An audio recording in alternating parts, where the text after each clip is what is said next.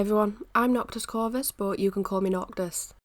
This week we approached another challenge that I decided to set myself out of pure curiosity. I mean, I talk a lot about what I know and the processes that I use, and the little experiments that I add here or there. I may use a new brush once in a new moon to trial a new effect, and it is sometimes fun to add something to the process that I am so familiar with, as practice and play is part of art. Yet, ultimately, I never push myself away from the brushes that I know or the processes that I've used so comfortably for the earlier phases of the drawing. And that is what made me wonder, what if I used only the brushes that come in Clip Studio that I never seem to give a fair go to or a fair trial? I figured that it would be something fun, but at the end of the day, I didn't need to film it or share if I didn't want to or didn't think that it would end up productive. Yet before all else, it would prove interesting to develop skills and maybe see the brushes that I never even look at.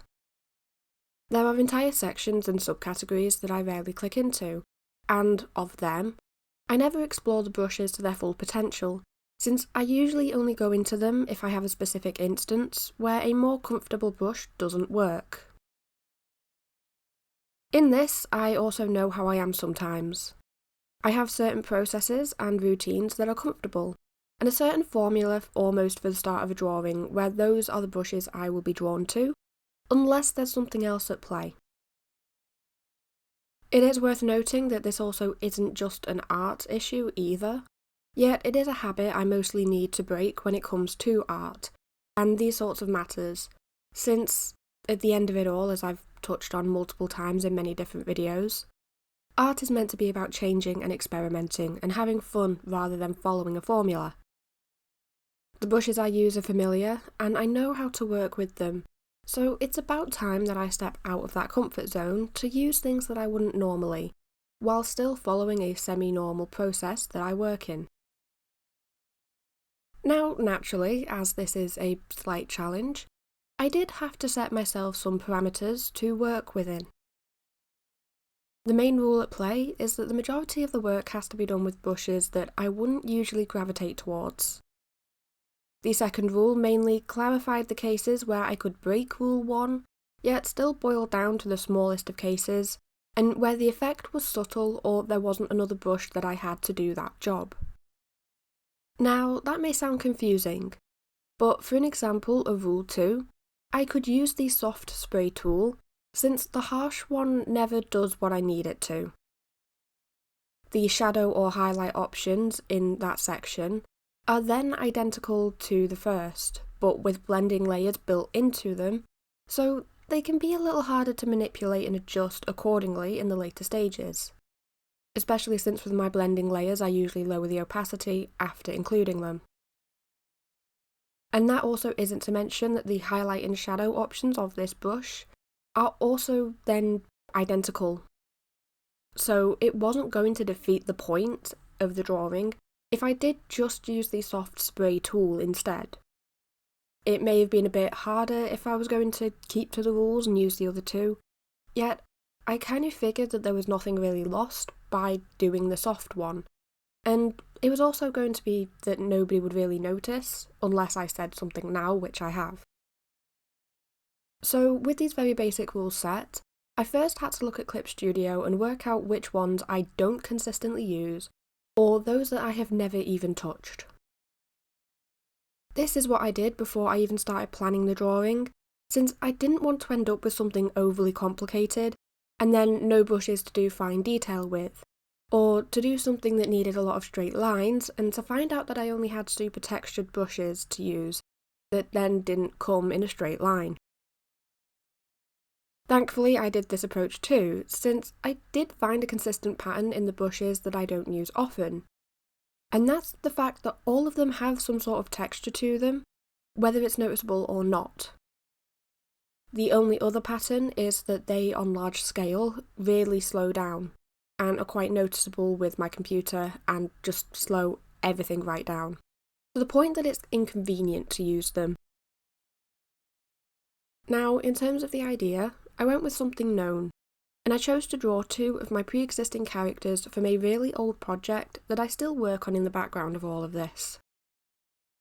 There isn't really much to say about the drawing itself today, so we're going to focus on the process and the brushes before all else, as that really is the star and the point of today. And this is also because I really want to discuss how all these brushes behaved, or the challenges that each stage brought to me. In saying that, I don't often talk about the actual processes of sketching, yet this time I even required myself to do that with my least used pencil tool, since I didn't see how it would later be tied into everything else, at least not in a prominent manner. Now, I don't say it often, yet the sketching phase is one of my least favourite parts of the process, ironically. I enjoy the planning and those early parts, yet in the actual sketching phase, I tend to get frustrated going back and forth and just things not working out how I want them to. Some days I can't sketch on a tablet and I have to use paper before transferring it to a digital file with pictures of a sketch. And then there are others where I just can't translate the idea into a visual format. I know what I want and I have the hours of planning behind it, but I just can't translate it or kind of get it to do what I want. Now, once I have the basics in, I enjoy the fine details and so on. But the early parts of sketching are a little rocky sometimes, and it's mainly why I don't record that stage. So, to be doing it in a pencil tool that I don't really use, I ended up going through quite a few sketches before coming to settle on this one.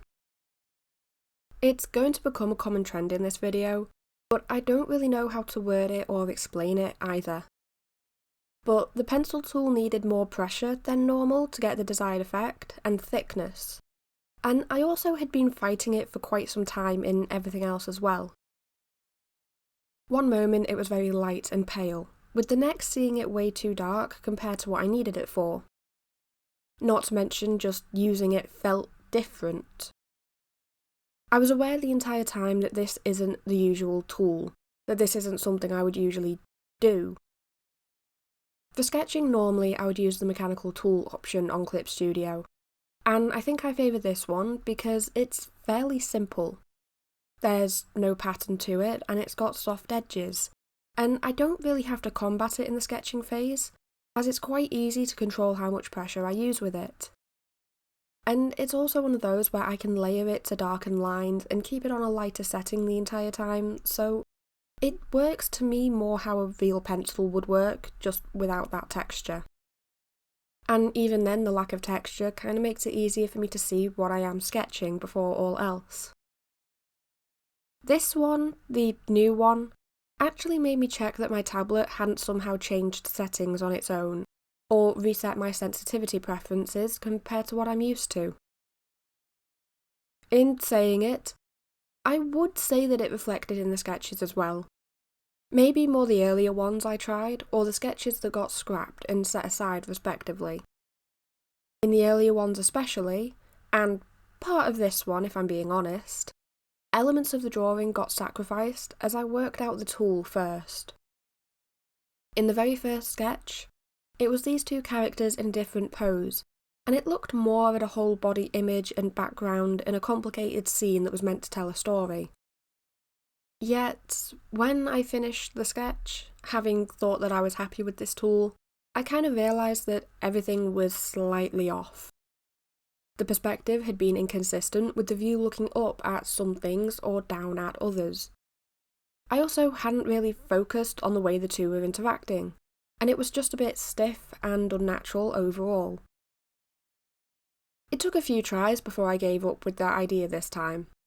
It's set aside to be drawn in my usual manner later, but it grew frustrating for now since I always ended up working in sections whilst mainly prioritising trying to use the different pencil. It was way more distracting than I actually thought it would be, in honesty. It's why when it came to working on this one, I went far simpler. It is rather basic, and I wouldn't be too surprised if I have done this idea before, or one like it, as it's something that it just lets me focus on the brushes before all else, and kinda lets me focus on the way that they're used. This drawing wasn't about the outcome, after all, or focusing on the small details to draw my best drawing yet. It was about trial and error. It was to look at the actual process of using these brushes, to consider where they may be useful later and where they might fit in my normal processes. And I won't lie or ignore it, the faces of this image are a little bit iffy sometimes, and they remain that way for quite a while. Yet it is also something that I change later in the process every now and then. But this sketch with the pencil proved that it may not be the best use for this tool in the future. In fact, I highly doubt I will really come to use another tool to sketch, as it just reminded me why I use the one I do, and why I settled on the one that I did after many drawings of trial and error in the beginning. Though, on a more positive note, and something that I want to try and say for each of these tools, I think that this one would be better being used as a texture or detail brush. It's quite interesting, so I can use it on a larger scale to give the implication of that texture where needed. But maybe it also has a place as small parts of the line art, but I would have to just remember with that one to colour below it if I did, so I would probably use it after the flat colours if I chose to go down this route. Otherwise, I believe hatching would be a good use for it, or I could size it up to a larger scale and just use the texture for it to add details to various sections. Yeah, let's move to look at the later brushes, since I did kind of end up using different groups for different stages of this process. For the flat colours, I visited a subcategory of the paints that I do visit every now and then, and yet I still find that I rarely use anything below the top two brushes. In the India ink section, there are many brushes with all sorts of effects and interesting textures that I've not really tried working out what to do with them or when I can use them. If I use a brush from here, it's 90% of the time going to be the rough or smooth brush, which are at the top two of my list. And even then, these two have textures that are mainly at the edge, and they don't really come into play a lot for the drawings that I do use them on. If I use them, it's subtle, and I don't think I lean into their full potential. Yet more than this, I never use anything below it, and these were those that I allowed onto the list. Even though I may not use the top two to their full potential, I still use them in a sense, so I kind of put those two off limits. It seemed like fair game. I mean, it's sort of a shame too that I haven't looked into it before. I think if I had to say why, it really does boil down to the textures and simply not really knowing how to use them or tie them into anything. Then there are also brushes like wet blotting that I don't use as it's hard to predict as a brush. It's one that expands like it's described, and the area that it covers is always much larger than the circle that it says it'll cover. Its use is very particular, and it doesn't fit into a lot of my work. Not all of them are like this though. For example, one of them that I do use in this video is the dry ink brush, which is just really textured and a thinner brush that has the described texture. This is one that I do try and use, and I can say that I've tried my best to work with it in the past. Yet, normally if I attempt something with it, I change my mind and use the rough ink brush instead, since it's a bit easier for me to use and it often fits the use that bit better. For the dry ink especially this time, it was a bit of a fight with the texture, as the texture mainly made more work to fill in unwanted gaps later. In the same vein, there are the wet ink and the running inks that are designed to have streaks in them, as they're meant to show up like strokes on the page. These are in a similar situation where, normally, another brush can do a similar job without having to go over it so many times for my normal desire, as it's only ever now and then that I would really want the directional marks present when working digitally anyway. And I do try and use these two brushes before, but they're very either minor uses and they stay, or they're just replaced for something else, which is again why they made it onto the list. This is all just a really long way of explaining why, when deciding which brushes I would be allowed and excluding, I allowed the ink section but not those top two. I would allow those below them that I use once in a blue moon, or that I try often and change my mind on, because it's very rare that I end up actually using them, or using them for a significant purpose. The top two, though, have been used significantly quite a few times, even if not to the full potential. In the end, though, I am glad that I allowed these brushes too. I mean, the main use that these had were for the base colours, as they were the most opaque brushes that I had in my allowed list for this part of the process. In saying that, I don't think I used them to their full potential again here. I used them as the flat colours since this is the process I use, and I needed something for them and felt that this would work. Yet, in doing so, there is really only an implication of texture around the edges of the shapes, and that was before I added in elements of line to the work that kind of took this away too. I mean, even with the wet ink and those sorts of brushes, I went over the sections a few times until I had a more solid colour, rather than going with my main goal of leaning into the texture. Yet I let myself do this since I realised that one of the brushes I was using had a lower opacity, and when at full, it wouldn't do the streaks as such. Yet despite this, I would maybe try and lean into it more if I did this again, even if it meant changing how I go about drawing and the actual steps of the process. I think this time, I really wasn't willing to abandon brush and process, if anything, which is where a few of the issues came in. I'd say maybe if I was going to do this again, I would do a drawing per brush or per section, so that I really had to lean into the way that those brushes worked. However, to look at a more positive light, I did lean into it a bit more later in the process. This is partly evident in the hair, where I used a dry ink to give an impression of strands around the edge of the shape, before then filling in the main bulk of it with a more suited brush for large areas. I mean, I did realise that the dry ink will be something that I won't really see as suitable for larger areas, and it was kinda on my tablet to do it with another brush, given the pressure that I would have had to provide to do it in the dry ink. You know, now that I'm saying all of this, it might mean that I need to look at my tablet settings again.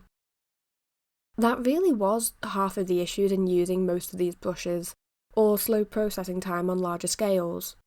So yeah, maybe next time I could afford to adjust my sensitivity settings that little bit as well. I'll be making a note of that for later. Anyway though, getting back on track, the ink brushes were fun to use and I certainly will be returning to these whether it ends up in practice or a full drawing. Maybe there are a few things left to work out with them, but I can scribble around off camera and between videos just to work it out if there is a need to work that out, or I'll just do it in a video. I mean, there may be a future voiceover where I'm losing my mind about ink brushes, and that is entirely plausible for me. Yet moving on to the shading stage is then where I used two of the categories I outlined in the planning, as they sort of made up for each other and they complemented each other that little bit.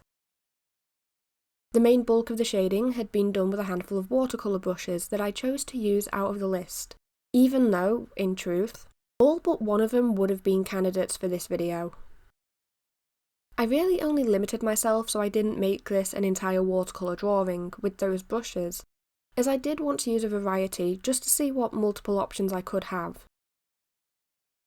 On a normal day, I do use one of the watercolour brushes fairly often, and for a lot of different things.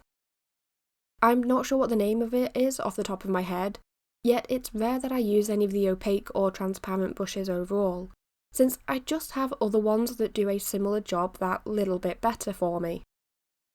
And of the entire list in this section, those were the two that I didn't include, even though it would have been within my rules. Well, I figured that I would use them if needed to, but I wouldn't rely on them, as those would have made this a watercolour video before all else, as they do a lot that my usual brushes do, and that's the only reason I didn't use those two. It's not that they're bad brushes, it's just that I can get the job done with a different one that bit easier. Instead, this time, I found a handful of watercolour brushes that had a paper texture to them, and a harsh line around the stroke, which is sort of why I made this entire video to begin with. I found them and they were interesting, and especially because they were also partially transparent, so when drawing and colouring, each stroke was just acting as if it was a new layer of watercolour, which I hadn't really known how to work with, and this is why I wanted to do this experiment. Yet this harsh edge is why I haven't used them before. In truth, I wasn't sure how to make it work, as even if I was filling in a space and lifted the pen, there would be an obvious layer between them, with overlapping parts having a darker tone compared to everything else, even if I blended out the harsher line. Even if I lined up the strokes perfectly then, with no overlap, they would have the harsh outline, making it a little more obvious that it wasn't filled in all at once either. The texture here is subtle and fine, and really what would have made this brush all the more appealing to me, if anything, as this is sort of what I enjoy most of the time. So this time, I just had to work around the harsh edge. My solution to this had been layering a lot, and almost ignoring it as I was working to see if, at the end, it worked out better this way, or if I needed to go back in and smooth and blend out part of the lines.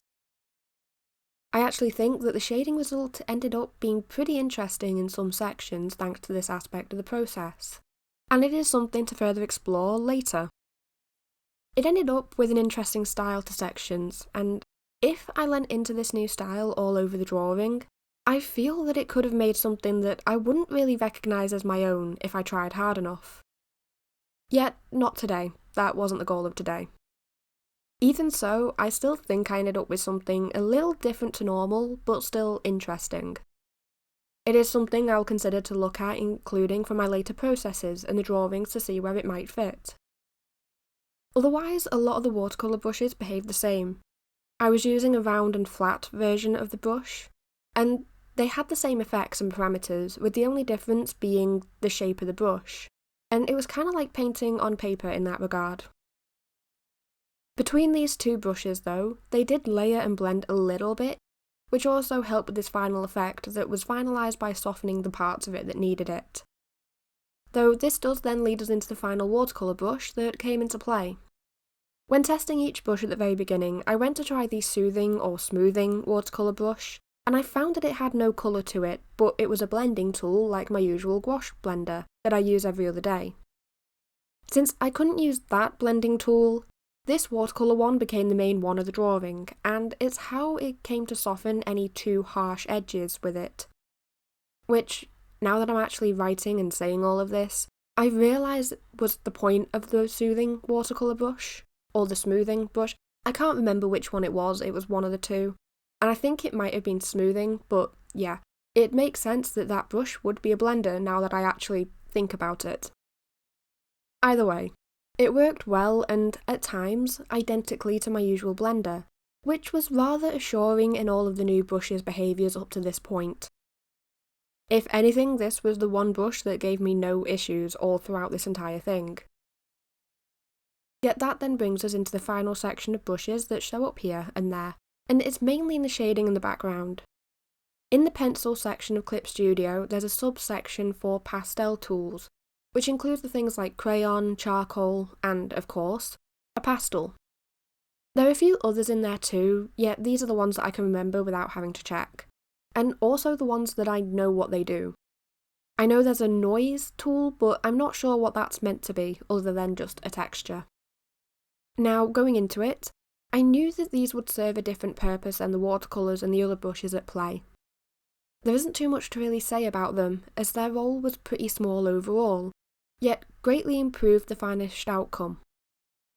The watercolour effects could be rather harsh, and blending helped, yet it removed the texture of things quite a bit.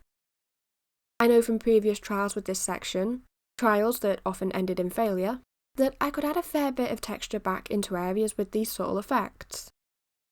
I also knew that they wouldn't be the sole shading section to really anything, and they wouldn't really be able to do anything alone due to the way that they worked, yet that wasn't something I came to mind. The main use of these had been to add things over other ones subtly, and really if I hadn't tried using this section before, then I might have minded it a bit more. Yet, because this is something I have been gradually trying to introduce, I don't actually mind that it was such a small role. It actually fit the parameters of the challenge that bit better that it was a smaller role, as it's not something I'm using from square one. They added interest mainly to the skin details when it came to working on this section, And right at the end, I used the crayon on a larger scale to add a bit of texture to the background and to just give it that little bit of interest. As I have said, I can't exactly say much on their use as they come in every now and then. Also, because I have worked with them a little bit, I'm more than used to the way that they work when trying new things. For example of this, the charcoal brush is very sensitive to pressure and it will be lighter with less, which can be interesting to work with, and it also layers pretty well with itself. It works not a lot like real charcoal, but it still gives an interesting appearance and texture if combined with a few other things. This whole section can be like that though. Interesting with others, which is why its roll was a bit shorter than everything else that we've been discussing here as well. Now, with all of that said, what did I actually gain from this piece? Off the bat, the answer was a small headache. Yet, after looking at the process and the notes made whilst drawing, I actually gained a lot of understanding about these brushes and their settings. For example, the texture of the watercolour brush has a setting to turn off this harsh edge that I could alter for future use if I think that that would make it more appealing to me, or if I think that that would make it suit more situations. But I can also turn that back on whenever I want. I also got a bit of insight by doing something different and kind of looked at how I could improve with different brushes and sections. I know that doing this again might mean I need to change my process and be a bit more open to that sort of experiment as well, and try to move away from my normal steps.